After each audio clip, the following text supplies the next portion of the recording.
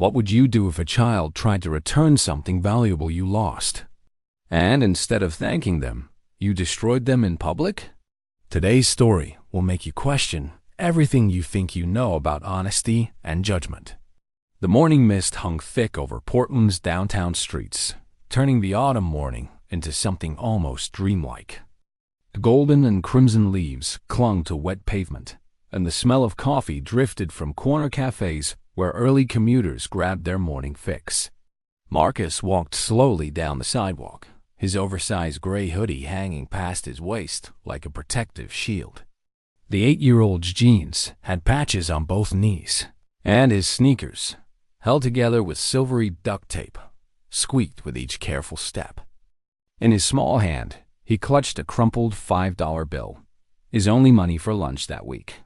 He wasn't heading to school yet. He had something important to do first. Something his grandmother taught him was always right, no matter what. That's when Marcus saw it.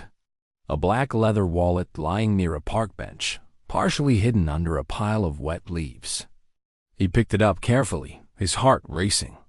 Opening it just enough to peek inside, his eyes went wide. Credit cards, thick stacks of cash, a driver's license with a stern-looking man's photo. "I need to find him," Marcus whispered to himself. He didn't have to look far. Across the street, near a luxury sedan, stood a man matching the license photo. Brett Calloway was on his phone, his voice loud enough to carry across the intersection. His tailored charcoal suit looked like it cost more than Marcus's family paid in rent for 3 months. Designer sunglasses perched on his head. A gold Rolex caught the morning light. Marcus approached slowly, the wallet held out in front of him like an offering. "Excuse me, sir? I think this is yours?" Brett turned, his eyes scanning Marcus from head to toe. The boy's oversized hoodie, the patched jeans, the duct-taped sneakers. Brett turned, his eyes scanning Marcus from head to toe. The boy's oversized hoodie, the patched jeans, the duct-taped sneakers. His expression shifted from confusion to immediate suspicion. "Where did you get that?" Brett's voice was ice. "I found it by the bench, and I saw your picture. So You found it?" Brett's laugh was cruel. How convenient. A kid dressed like that just happens to find my wallet? He snatched it from Marcus's hands, immediately counting the cash inside. "How much did you take? How much is missing?" Marcus's face went pale. I didn't take anything. I promise. I was just trying to what? Play hero before you got caught." Brett stepped closer, towering over the small boy. "I know exactly how this works. You take a little, play innocent, hope for reward." People were stopping now. A small crowd forming on the sidewalk. Phones coming out. Marcus's voice broke. "I was being honest. My grandma says you always return what isn't yours. Your grandma should teach you not to touch things that don't belong to you. Kids like you." Brett's voice dripped with contempt. "You think you can just take whatever you want because nobody else watching?" Tears streamed down Marcus's face now. His crumpled $5 bill fell from his other hand, landing in a puddle. The only lunch money he had. The crowd watched in stunned silence. Some looked away, uncomfortable. Others filmed, but nobody moved. Nobody spoke up. Marcus stood frozen, humiliated, his small body trembling. This was what honesty got him. This was his reward for trying to do the right thing. Brett pocketed his wallet, turning away dismissively. "Stay away from other people's property, kid. If your heart breaks for this injustice, please like and subscribe to support kindness.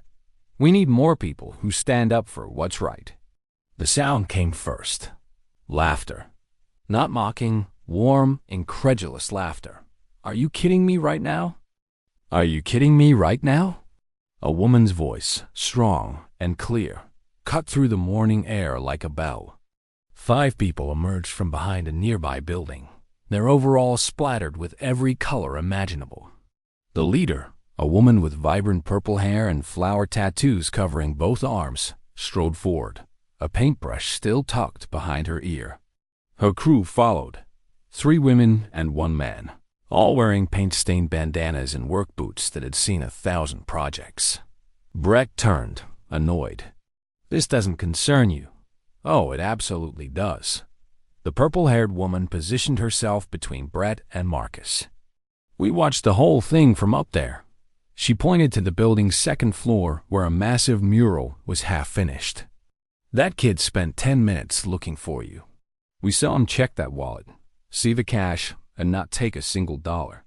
Then he walked around asking people if they knew you." Another artist, a tall woman with silver hair, stepped forward.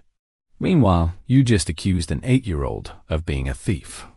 In public, while he's literally crying from trying to do you a favor." Brett's face flushed red. I was just being cautious." "You can't be too careful." "No." The purple-haired woman's voice was steel. "You judged the child based on his clothes, based on how he looked. That's what you did. And now everyone here knows exactly who you are." She knelt down beside Marcus, her voice gentle. "Hey, buddy, you did the right thing. The bravest, most honest thing. Don't ever let anyone tell you different." One of the male artists picked up Marcus's $5 bill from the puddle, dried it on his overalls, and handed it back. Then he pulled out his own wallet. "You know what? Heroes deserve rewards." He handed Marcus a 20. "Lunch is on us this week." The other artist followed suit. Within seconds, Marcus was holding enough money for a month of lunches, his tears now from overwhelming gratitude. The purple-haired woman stood, turning back to Brett. "You should be ashamed.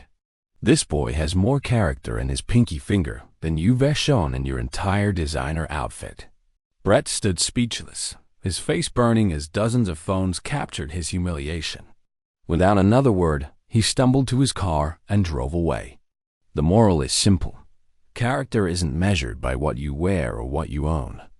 It is measured by what you do when no one important is watching. Except Marcus knew someone was always watching. His grandmother. His conscience. And on that misty Portland morning, 5 artists who believed in giving credit where credit was truly due. Where are you watching from today? Let us know your city in the comments. If you were in the artist's shoes, would you have confronted Brett differently? What would you have said to him? And tell us, what's the kindest thing a stranger has ever done for you? Share your story below.